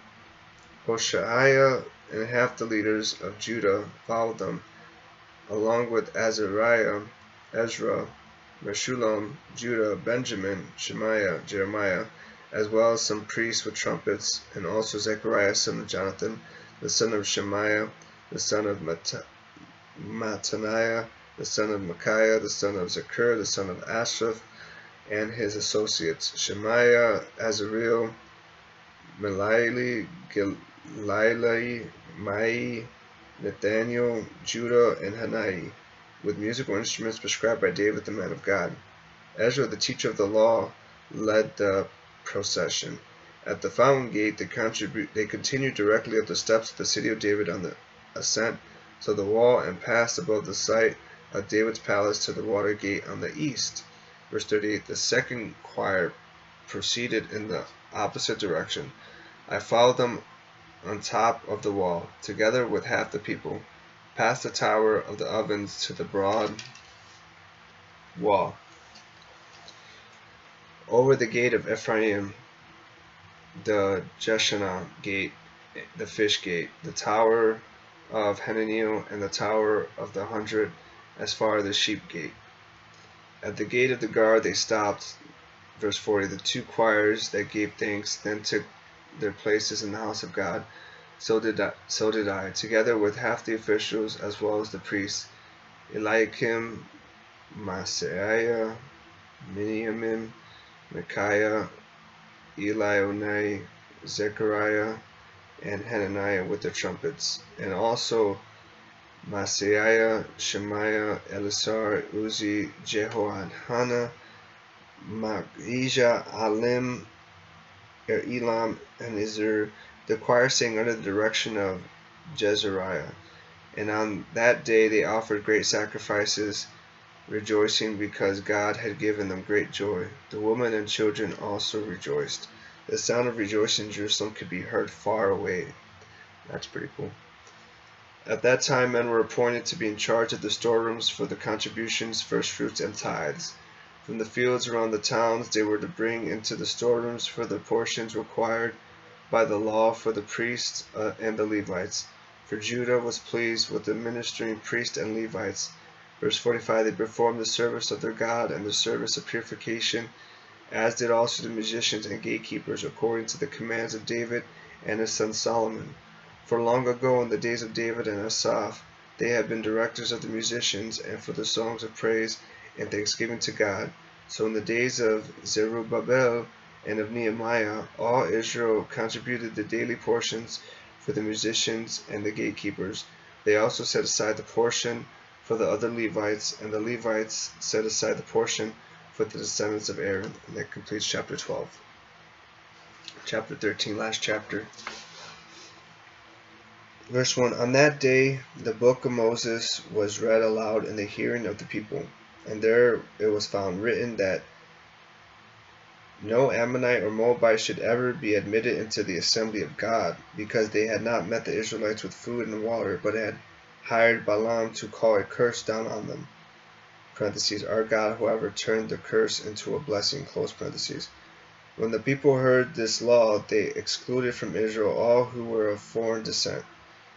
Before this, Eliashib, the priest, had been put in charge of the storerooms of the house of our God. He was closely associated with Tobiah. Excuse me. Verse 5. And he had been provided him with the large room formerly used to store the grain offerings and incense and temple articles, and also the tithes of grain, new wine and olive oil prescribed for the Levites, musicians, and gatekeepers, as well as the contributions for the priests. But while all this was going on, I was not in Jerusalem, for in the 32nd year of Artaxerxes, king of Babylon, I had returned to the king. Some time later I asked the permission and gave back to Jerusalem. Here I learned about the evil thing Eliashib had done in providing Tobiah a room in the courts of the house of God. I was greatly displeased and threw all Tobiah's household goods out of the room. I gave orders to purify the rooms, and then I put back into them the equipment of the house of God, with the grain offerings and the incense. Verse 10. I also learned that the portions assigned to the Levites had been given to them, and that all the Levites had musicians responsible for the service had gone back to their own fields. So I rebuked the officials and asked them, why is the house of God neglected? Then I called them together and stationed them at their post. All Judah brought the tithes of grain, new wine, and olive oil into the storerooms. I put Shelemiah the priest, Zadok the scribe, and a Levite named Pedaiah in charge of the storerooms, and made Hanan son of Zakur, the son of Mattaniah, their assistant, because they were considered trustworthy. They were made responsible for distributing the supplies to their fellow Levites. Remember me for this, my God, and do not blot out what I have so faithfully done for the house of my God and its services. Verse 15. In those days I saw people in Judah treading winepresses on the Sabbath, and bringing in grain and loading it on donkeys, together with wines, grapes, figs, and all other kinds of loads. And they were bringing all this into Jerusalem on the Sabbath. Therefore I warned them against selling food on that day. People from Tyre who lived in Jerusalem were bringing in fish and all kinds of merchandise and selling them in Jerusalem on the Sabbath to the people of Judah. I rebuked the nobles of Judah and said to them, What is this wicked thing you are doing, desecrating the Sabbath day? Didn't your ancestors do the same things, so that our God brought all this calamity on us and all this city? Now you are stirring up more wrath against Israel by desecrating the Sabbath. Verse 19. When evening shadows fell on the gates of Jerusalem before the Sabbath, I ordered the doors to be shut and not opened until the Sabbath was over. I stationed some of my own men at the gates so that no load could be brought in on the Sabbath day. Verse 20. Once or twice the merchants and sellers of all kinds of goods spent the night outside Jerusalem. But I warned them and said, Why do you spend the night by the wall? If you do this again, I will arrest you. From that time on, they no longer came on the Sabbath. Then I commanded the Levites to purify themselves and go on guard the gates in order to keep the Sabbath day holy. Remember me for this also, my God, and show mercy to me according to your great love. Moreover, in those days I saw men of Judah who had married women from Ashdod, Ammon, and Moab. Half of their children spoke the language of Ashdod or the language of one of the other peoples, and did not know how to speak the language of Judah. Verse 25. I rebuked them and called curses down on them. I beat some of the men and pulled out their hair. I made them take an oath in God's name and said, You are not to give your daughters in marriage to their sons, nor are you to take their daughters in marriage for your sons or for yourselves. Was it not because of marriages like these that Solomon king of Israel sinned? Among the many nations there was no king like him. He was loved by his God, and God made him king over all Israel. But even he was led into sin by foreign women. As a man, that's like number one to have self-control over is a woman.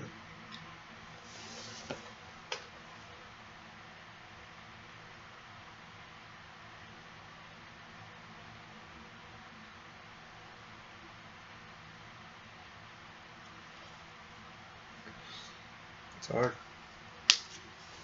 It is hard. Must we hear now that you too are doing all this terrible wickedness and are being unfaithful to our God by marrying foreign women? Some of the sons of Joiada, son of Eliashib, the high priest, was son-in-law to Sanballat, the Horonite, and I drove him away from me. Remember them, my God, because they defiled the priestly office and the covenant of the priesthood and the Levites. Verse 30. So I purified the priests and the Levites of everything foreign, and assigned them duties, each to his own task. I also made provisions for contributions of wood and designated times, and for the firstfruits. Remember me with favor, my God. Wow. That completes chapter 13. That completes the book of Nehemiah. I'm already at an hour and 20 minutes deep, so we're going to do a 2-hour session for this video.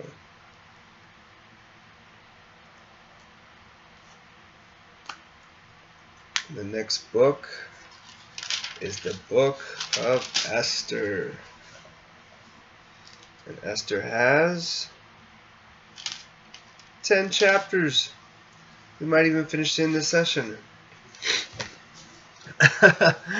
We might even finish in this session. Quick stretch. Oh, stretch this way. Stretch. Oh, I can't. There's a wall right there. Oh.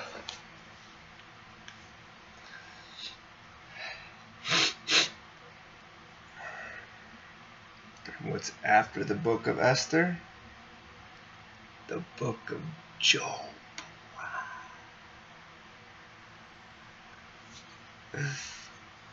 Alright.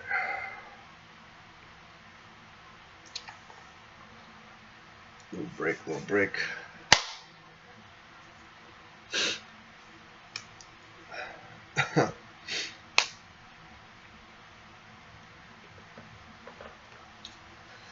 Alright, let's begin.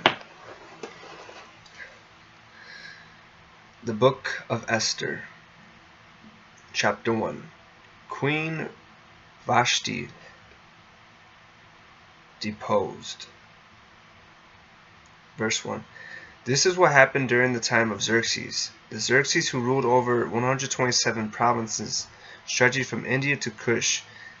At that time King Xerxes reigned from his royal throne in the citadel of Susa, and in the 3rd year of his reign he gave a banquet for all his nobles and officials.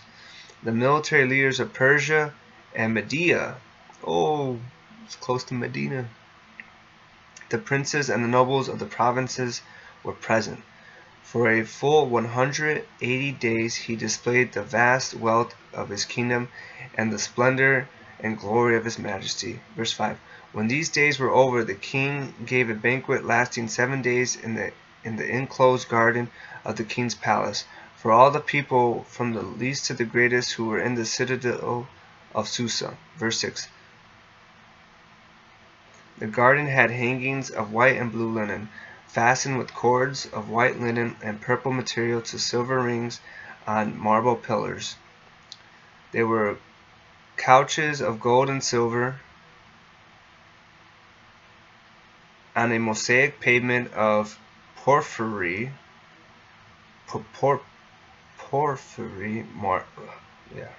marble, mother of pearl, and other costly stones. Wine was served in goblets of gold, each one different from the other, and the royal wine was abundant in keeping with the king's liberality. By the king's command, each guest was allowed to drink with no restrictions, for the king instructed all the wine stewards to serve each man what he wished. Queen Vashti also gave a banquet for the women in the royal palace of King Xerxes. Verse 10. On the 7th day, when King Xerxes was in high spirits from wine, he commanded the 7 eunuchs who served him, Mehuman, Bizdah, Harbona, Bigtha, Abigath, Zethar, and Carcass, to bring before him Queen Vashti, wearing her royal crown in order to display her beauty to the people and nobles, for she was lovely to look at. But when the attendants delivered the king's command, Queen Vashti refused to come. Then the king became frustrated and burned with anger. So it was customary for the king to consult experts in matters of law and justice. He spoke with the wise men who understood the times and were closest to the king: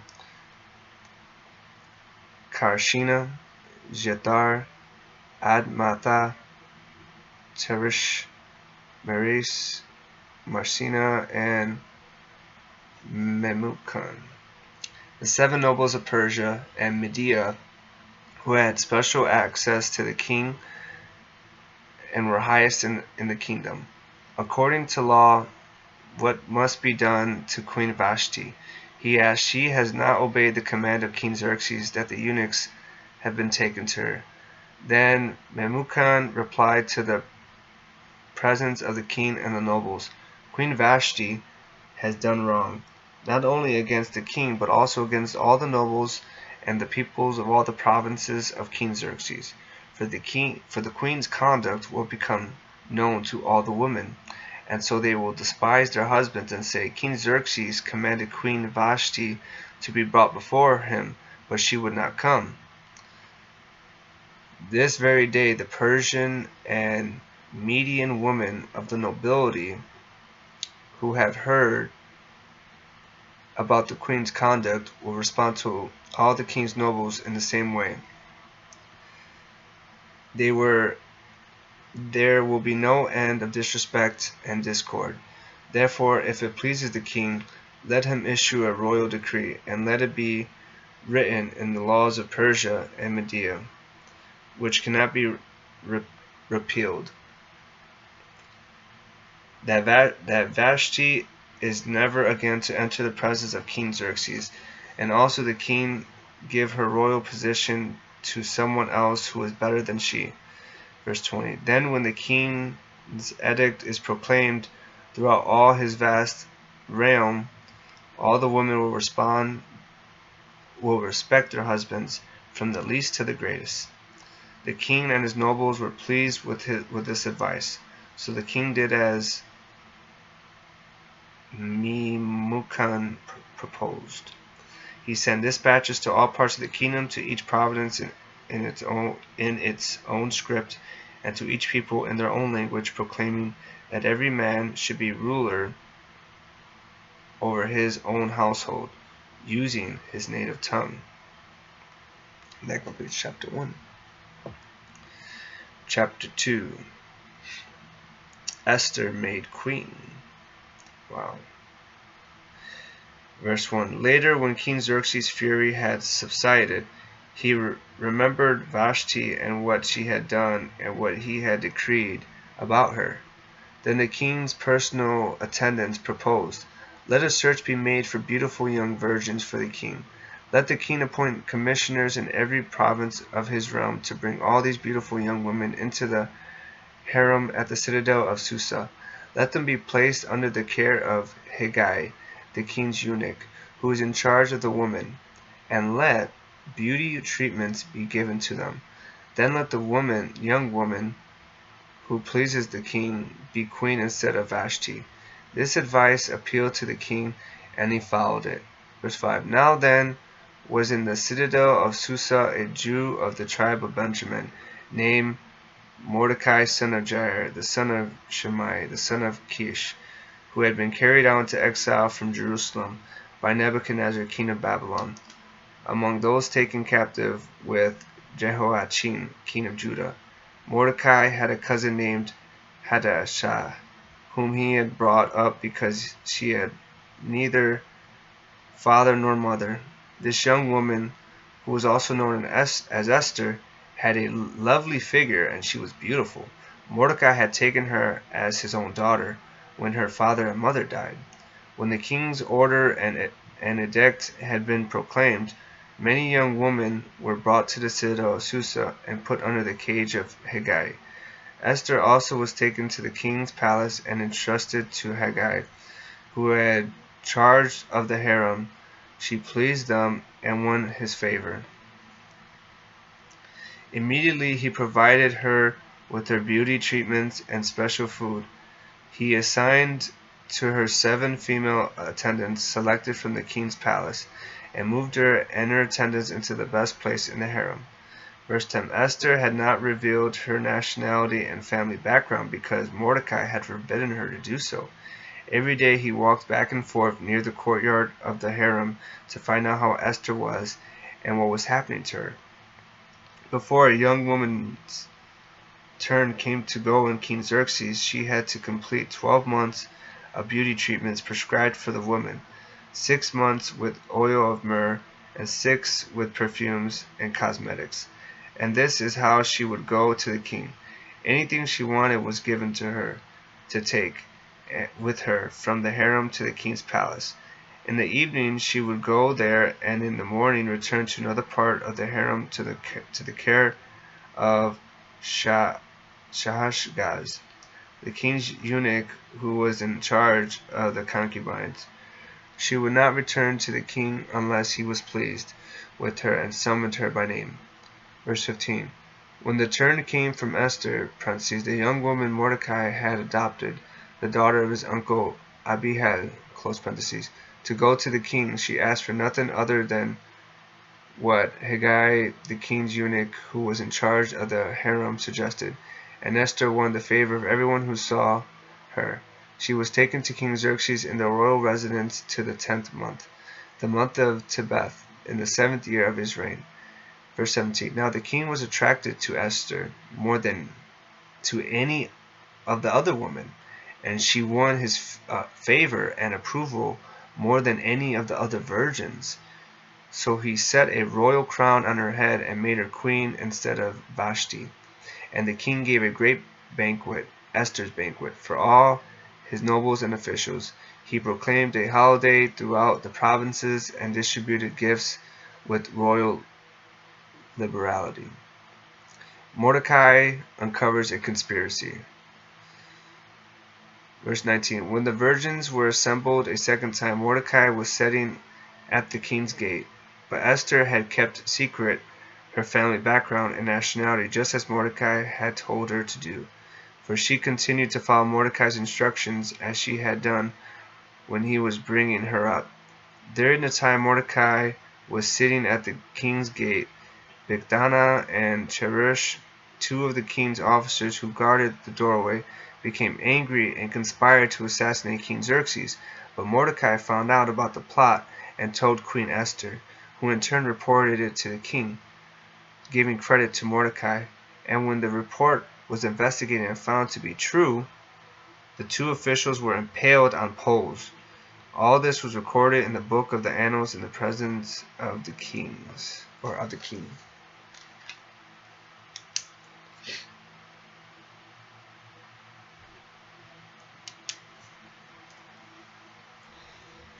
That completes chapter 2. Chapter 3. Haman's plot to destroy the Jews, verse 1. After these events, King Xerxes honored Haman, son of Hammedatha, the Agagite, elevating him and giving him a seat of honor higher than that of all the other nobles. All the royal officials at the king's gate knelt down and paid honor to Haman, for the king had commanded this concerning him. But Mordecai would not kneel down or pay him honor. Then the royal officials at the king's gate asked Mordecai, "Why do you disobey the king's command?" Day after day they spoke to him, but he refused to comply. Therefore they told Haman about it to see where Mordecai's behavior would be tolerated, for he had told them that he was a Jew. Verse 5. When Haman saw that Mordecai would not kneel down or pay him honor, he was enraged. Yet having learned who Mordecai's people were, he scorned the idea of killing only Mordecai. Instead, Haman looked for a way to destroy all Mordecai's people, the Jews, throughout the whole kingdom of Xerxes. In the 12th year of King Xerxes, in the first month, the month of Nishan, the that is, the lot, was cast in the presence of Haman to select a day and month. And the lot fell on the 12th month, the month of Adar. Then Haman said to King Xerxes, "There is a certain people dispersed among the peoples in all the provinces of your kingdom, who keep themselves separate. Their customs are different from those of all other people, and they do not obey the king's laws. It is not in the king's best interest to tolerate them. If it pleases the king, let a decree be issued to destroy them, and I will give 10,000 talents of silver to the king's administrators for the royal treasury." Verse 10. So the king took his signet ring from his finger and gave it to Haman, son of Hammedatha, the Agagite, the enemy of the Jews. "Keep the money," the king said to Haman, "and do with the people as you please." Then on the 13th day of the first month, the royal secretaries were summoned. They wrote out in the script of each province and in the language of each people all Haman's orders to the king's satraps, the governors of the various provinces, and the nobles of the various peoples. They were written in the name of King Xerxes himself and sealed with his own ring.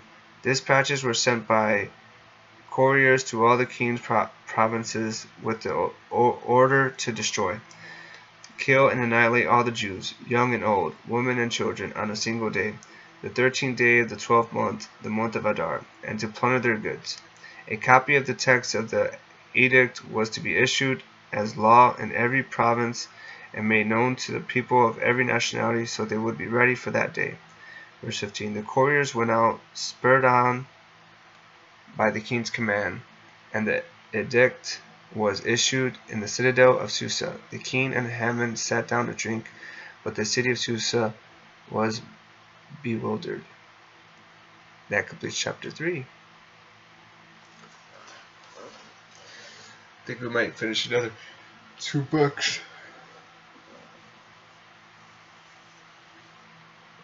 Oh! I'm falling off! I'm falling in slow motion.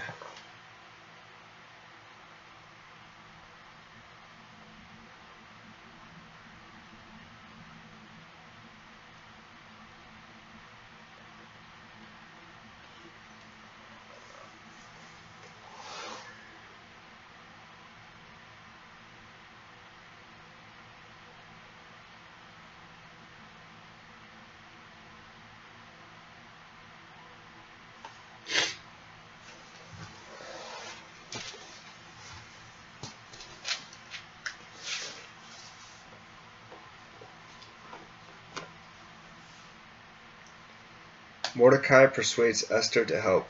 Chapter 4, verse 1. When Mordecai learned of all that had been done, he tore his clothes, put on sackcloth and ashes, and went out into the city, wailing loudly and bitterly. But he went only as far as the king's gate, because no one clothed in sackcloth was allowed to enter it. In every province to which the edict and order of the king came, there was great mourning among the Jews, with fasting, weeping, and wailing. Many lay in sackcloth and ashes. When Esther's eunuchs and female attendants came and told her about Mordecai, she was in great distress. She sent clothes for him and put on instead of his sackcloth, but he would not accept them. Verse 5. Then Esther summoned Hathach, one of the king's eunuchs assigned to attend her, and ordered him to find out what was troubling Mordecai and why. So Hathach went out to Mordecai in the open square of the city in front of the king's gate. Mordecai told him everything that had happened to him, including the exact amount of money Haman had promised to pay into the royal treasury for the destruction of the Jews. He also gave him a copy of the text of the edict for their annihilation, which had been published to Susa, to show that to Esther and explain it to her, and he told him to instruct her to go into the king's presence and to beg for mercy and plead with him for her people. Verse 9. Hathach went back and reported to Esther what Mordecai had said. Then she instructed him to say to Mordecai, all the king's officials and the people of the royal provinces know that for any man or woman who approaches the king in the inner court without being summoned, the king has but one law, that they be put to death unless the king extends the gold scepter to them and spares their lives. But 30 days have passed since I have called to go to the king. When Esther's words were reported to Mordecai, he sent back this answer. Do not think that because you are in the king's house, you alone of all the Jews will escape.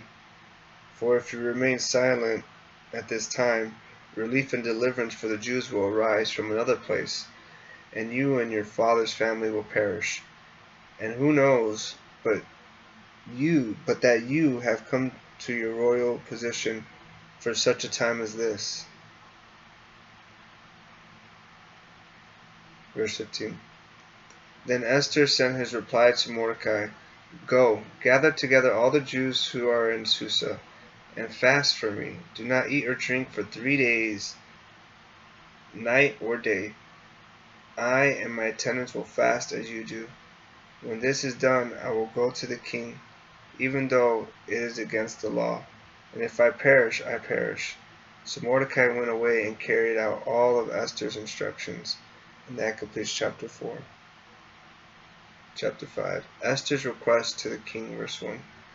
On the third day Esther put on her royal robes and stood in the inner court of the palace, in front of the king's hall. The king was sitting on his royal throne in the hall, facing the entrance. When he saw Queen Esther standing in the court, he was pleased with her and held out to her the gold scepter that was in his hand. So Esther approached and touched the tip of the scepter. Then the king said, "What is it, Queen Esther? What is your request? Even up to the half of the kingdom it will be given to you." "If it pleases the king," replied Esther, "let the king, together with Haman, come together to a banquet I have prepared for him." "Bring Haman at once," the king said, "so that we may do what Esther asked." So that the king and Haman went to banquet Esther had prepared. Verse 6, chapter 5. As they were drinking wine, the king again asked Esther, "Now what is your petition? It will be given you. And what is your request? Even up to half the kingdom it will be granted." Esther replied, "My petition and my request is this. If the king regards me with favor, and if it pleases the king to grant my petition and fulfill my request, let the king and Haman come together to the banquet. I will prepare for them. Then I will answer the king's question." Haman's rage against Mordecai. Haman went out that day happy and in high spirits. But when he saw Mordecai at the king's gate and observed that he neither rose nor showed fear in his presence, he was filled with rage against Mordecai. Nevertheless, Haman restrained himself and went home. Calling together his friends and Zeresh, his wife, Haman boasted to them about his vast wealth, his many sons, and all the ways the kings had honored him, and how he had elevated him above the other nobles and officials. And that's not all. Haman added, "I am the only person Queen Esther invited to accompany the king to the banquet she gave, and she has invited me along with the king tomorrow. But all this gives me no satisfaction as long as I see that Jew Mordecai sitting at the king's gate." Verse 14. His wife Zeresh and all his friends said to him, "Have a pole set up reaching to a height of 50 cubits, and ask the king in the morning to have Mordecai impaled on it. Then go with the king to the banquet and enjoy himself." This suggestion delighted Haman, and he had the pole set up. That completes chapter 5. Mordecai honor, chapter 6, verse 1. That night the king could not sleep, so he ordered the book of the Chronicles, the reign of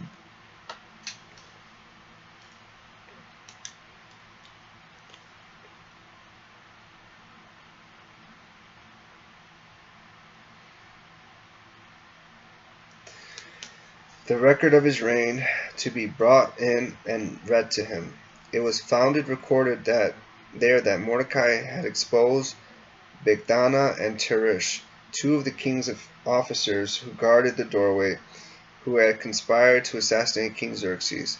"What honor and recognition has Mordecai received for this?" the king asked. "Nothing has been done for him," his attendants answered. The king said, "Who is in the court?" Now Haman had just entered the outer court of the palace to speak to the king about impaling Mordecai on the pole he had set up for him. Verse 5. His attendants answered, "Haman is standing in the court." "Bring him in," the court ordered. When Haman entered, the king asked him, "What should be done for the man the king delights to honor?" Now Haman thought to himself, "Who is there that the king would rather honor than me?" So he answered the king, "For the man the king delights to honor, have them bring a royal robe the king has worn, and a horse the king has ridden, one with the royal crest placed on its head. Then let the robe and the horse be entrusted to one of the king's most noble princes. Let the robe the man the king delights to honor, and lead him on the horse through the city streets, proclaiming before him, 'This is what is done for the man the king delights to honor.'" Go at once, the king commanded Haman. Get the robe and the horse, and do just as you have suggested for Mordecai the Jew, who sits at the king's gate. Do not neglect anything you have recommended. So Haman got the robe and the horse. He robbed Mordecai and led him on horseback through the city streets, proclaiming before him, "This is what is done for the man the king delights to honor." Afterward Mordecai returned to the king's gate, but Haman rushed home with his head covered in grief, and told Zeresh his wife and all his friends everything that happened to him. His advisers and his wife Zeresh said to him, "Since Mordecai, before whom your downfall has started, is of Jewish origin, you cannot stand against him. You will surely come to ruin." While they were still talking with him, the king's eunuchs arrived and hurried Haman away to the banquet Esther had prepared. That completes chapter 6. Chapter 7. Haman impaled. Verse 1. So the king and Haman went to Queen Esther's banquet, and as they were drinking wine on the second day, the king again asked Queen Esther, "What is your petition? It will be given to you. What is your request? Even up to half the kingdom it will be granted." Then Queen Esther answered, "If I have found favor with you, your majesty, and if it pleases you, grant me my life. This is my petition. And spare my food. This is my request. For I and my people have been sold to be destroyed, killed and annihilated. If we have merely been sold as male and female slaves, I would have kept quiet, because no such distress would justify disturbing the king." Verse 5. King Xerxes also asked Queen Esther, "Who is he? Where is he? The man who has dared to do such a thing?" Esther said, "An adversary, an enemy, this vile Haman." Then Haman was terrified before the king and queen. The king got up in a rage, left his wine, and went out into the palace garden. But Haman, realizing that the king had already decided his fate, stayed behind to beg Queen Esther in his life. Just as the queen returned from the palace garden to the banquet hall, Haman was fallen on the couch where Esther was reclining. The king exclaimed, "Will he even molest the queen while she is with me in the house?" As soon as the word left the king's mouth, they covered Haman's face. Then Harbona, one of the eunuchs attending the king, said, "A pole reaching to a height of 50 cubits stands by Haman's house. He had it set up for Mordecai, who spoke up to help the king." The king said, "Impale him on it." So, verse 10. So they impaled Haman on the pole he had set up for Mordecai. Then the king's fury subsided. That completes chapter 7. Chapter 8. The king's edict in behalf of the Jews. Verse 1. That same day King Xerxes gave Queen Esther the estate of Haman, the enemy of the Jews. And Mordecai came into the presence of the king, for Esther had told he was related to her. The king took off his signet ring, which he had reclaimed for Haman, and presented it to Mordecai. And Esther appointed him over Haman's estate. Esther again pleaded with the king, falling at his feet and weeping. She begged him to put an end to the evil plan of Haman the Agagite, which he had devised against the Jews. Then the king extended the gold scepter to Esther, and she arose and stood before him. Verse 5. "If it pleases the king," she said, "and if he regards me with favor and thinks it the right thing to do, and if he is pleased with me, let an order be written overruling the dispatches that Haman, son of Hammedatha, the Agagite, devised and wrote to destroy the Jews in all the king's provinces. For how can I bear to see disaster fall on my people? How can I bear to see the destruction of my family?" King Xerxes replied to Queen Esther and to Mordecai the Jew, "Because Haman attacked the Jews, I have given his estate to Esther, and they have impaled him on the pole he set up. Now write another decree in the king's name, in behalf of the Jews, as seems best to you, and seal it with the king's signet ring. For no document written in the king's name and sealed with his ring can be revoked. Verse 9. At once the royal secretaries were summoned on the 23rd day of the third month, the month of Sivan. They wrote out all Mordecai's orders to the Jews, and to the satraps, governors, and nobles of the 127 provinces stretching from India to Cush. These orders were written in the script of each province and the language of each people, and also to the Jews in their own script and language. Verse 10. Mordecai wrote in the name of King Xerxes, sealed the dispatches with the king's signet ring, and sent them by mounted couriers who rode fast horses, especially bred for the king. The king's edict granted the Jews in every city the right to assemble and protect themselves, to destroy, kill, and annihilate the armed men of the nationality or province who might attack them and their women and children, and to plunder the property of their enemies. The day appointed for the Jews to do this in all the provinces of King Xerxes was the 13th day of the 12th month, the month of Adar. A copy of the text of the edict was to be issued as law as every province and made known to the people of every nationality, so that the Jews would be ready on that day to avenge themselves on their enemies.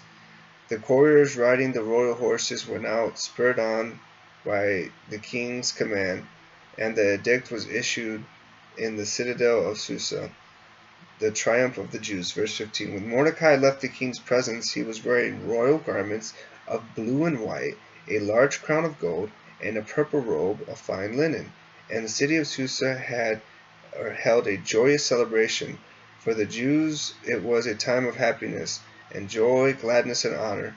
In every province and in every city to which the edict of the king came, there was joy and gladness among the Jews, with feasting and celebrating.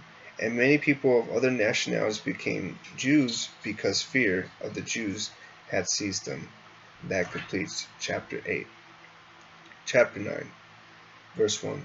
On the 13th day of the 12th month, the month of Adar, the edict commanded by the king was to be carried out. On this day the enemies of the Jews had hoped to overpower them, but now the tables were turned and the Jews got the upper hand over those who hated them. The Jews assembled in their cities in all the provinces of King Xerxes to attack those determined to destroy them, but no one could stand against them, because the people of all the other nationalities were afraid of them. And all the nobles of the provinces, the satraps, the governors, and the king's administrators helped the Jews, because fear of Mordecai had seized them. Mordecai was prominent in the palace. His reputation spread throughout the provinces, and he became more and more powerful. Verse 5. The Jews struck down all their enemies with the sword, killing and destroying them, and they did what they pleased to those who hated them. In the citadel of Susa, the kings killed and destroyed 500 men. They also killed Parashandatha, Daphon, Asparatha, Paratha, Adelia, Aritha, Parmashata, Arisa, Aridai, and Vaizatha.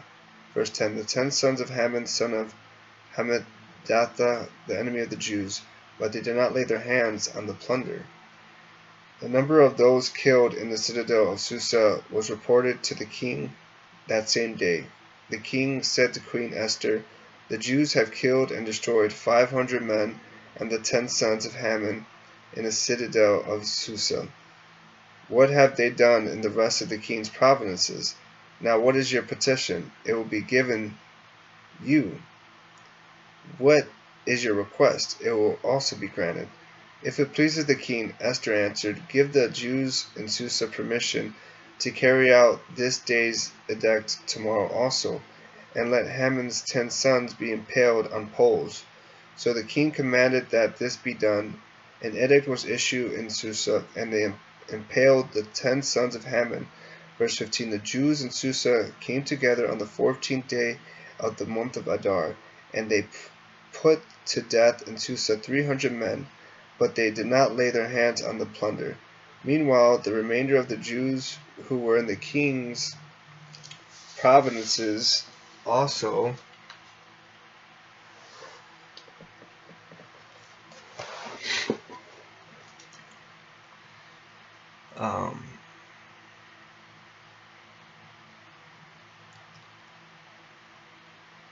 also assembled to protect themselves and get relief from their enemies. They killed 75,000 of them, but did not lay their hands on the plunder.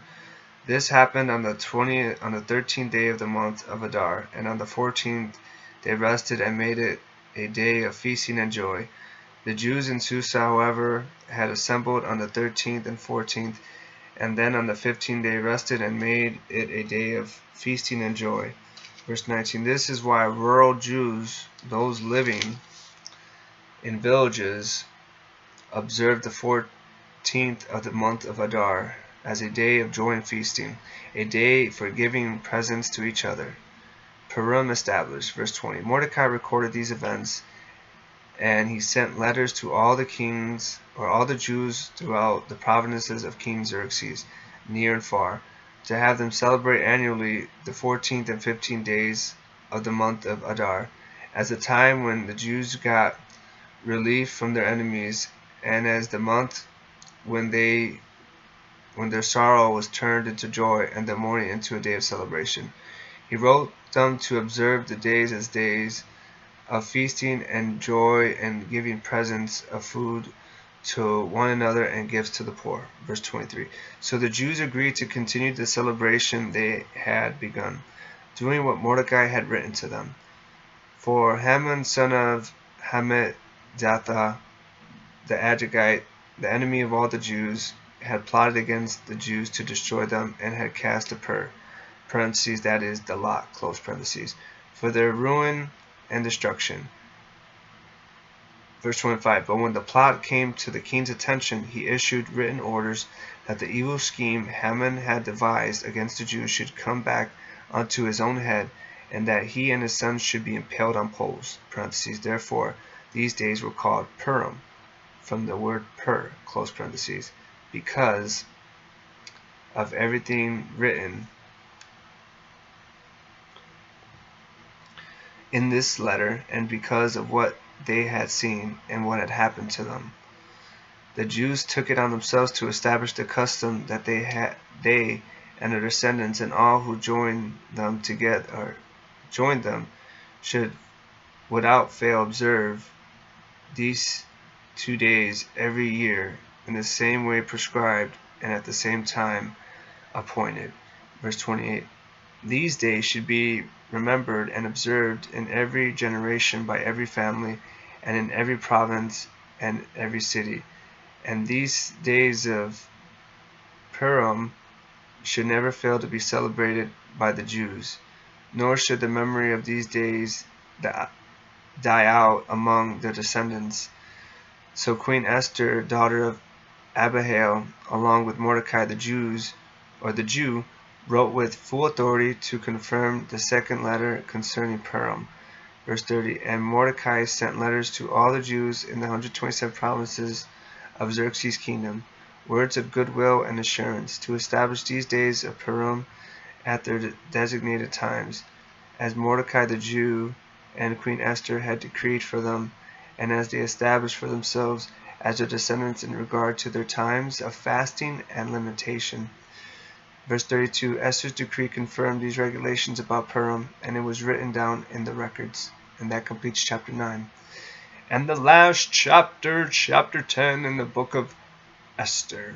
The greatness of Mordecai, verse 1. King Xerxes imposed tribute throughout the empire to its distant shores, and his acts of power and might, together with a full count of the greatness of Mordecai, whom the king had promoted, and are they not written in the book of the annals of the kings of Media and Persia? Mordecai the Jew was second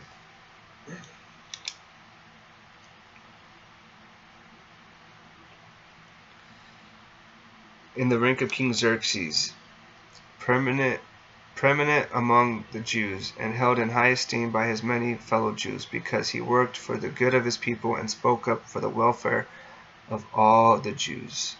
That completes chapter 10.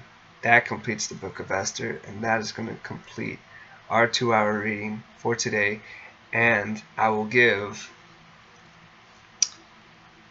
real quick. The book of Job is next. So, and I will give my 30-minute, or my saying of my 30-minute teaching, which I actually didn't write notes for this one, but I did highlight in my Bible. So I will give that, and then I will end it. So my 30-minute teaching study of a pastor is one of my favorites, probably the favorite, Pastor Adam Bagwell. And he has a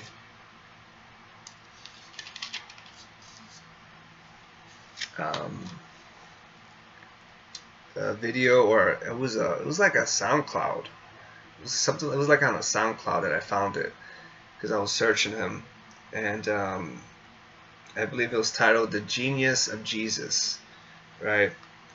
And he gave reference to Luke chapter 2. And I'll read it, verses 46 to 52. A matter of fact, it was actually the whole thing, 41 to 52. So I'll read that. All right. The boy Jesus at the temple. Every year, Jesus' parents went to Jerusalem for the festival of the Passover when he was 12 years old.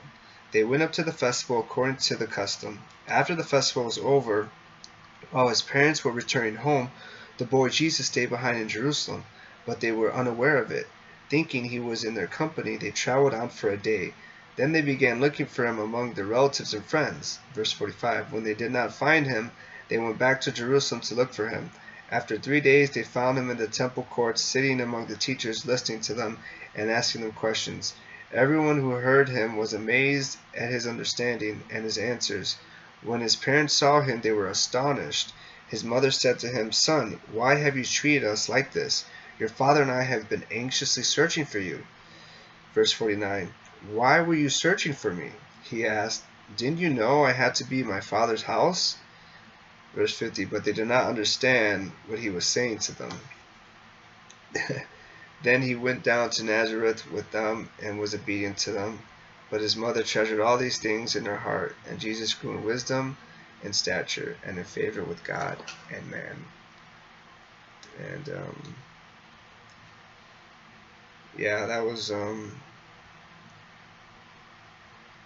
what stood out to me was verse 46. After 3 days, they found him in the temple courts, sitting among the teachers, listening to them and asking them questions.